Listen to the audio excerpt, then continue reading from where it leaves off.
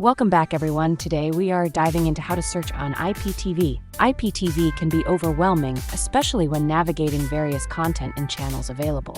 To start, let's understand what IPTV is and how it works for streaming. A key feature of IPTV is the ability to search through an extensive library of content. Let's begin with step 1, accessing your IPTV application on your device. Once you're in the IPTV app, head towards the search function usually located at the top. Now, you'll want to type in the title of the show or channel you are looking for. It's important to use correct spellings and avoid using abbreviations for better results. After entering your search term, hit enter and wait for the results to load. You should see a list of options related to your search term. Choose wisely.